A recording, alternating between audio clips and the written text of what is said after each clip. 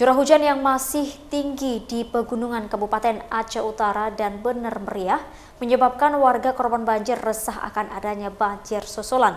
Meskipun air mulai surut di Kabupaten Aceh Utara, warga pemukiman daerah aliran sungai resah kondisi tanggul sering jebol dan meluap secara tiba-tiba.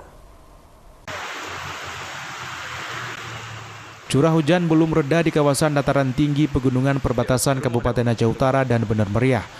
Warga korban banjir semakin resah terjadinya banjir susulan karena banjir masih menggenangi pemukiman dan daerah aliran sungai dipenuhi air.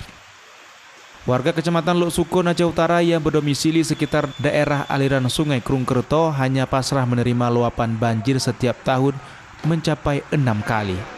Intensitas hujan tinggi menyebabkan debit aliran sungai meluap dan bantaran tanggul jebol. Ridwan, tokoh masyarakat Kecamatan Lok Sukun, menjelaskan tidak adanya tanggul penahan luapan sepanjang daerah aliran sungai. Arus air luapan sungai Krungkerto langsung menghantam pemukiman masyarakat.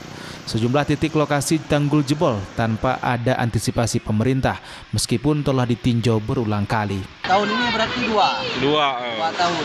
Ada 2 kali nih banjir dalam tahun. Tahun 2023 ini berarti sudah 2 kali. Bulan 9 sekali, akhir bulan 12 sekali akhir tahun. Akibat pertama tanggul tidak ada.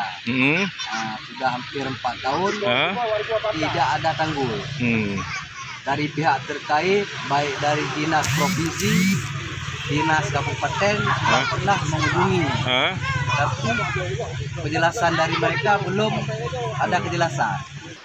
Banjir sejak 4 hari terakhir merendam 12 kecamatan di wilayah Kabupaten Aceh Utara.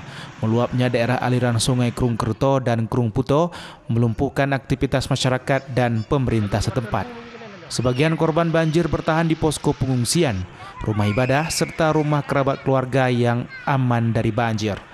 Pemerintah membangun sejumlah dapur umum dan posko kesehatan layani kebutuhan korban banjir. Dari Kabupaten Aceh Utara, Muhammad Jafar Yusuf, iNews melaporkan.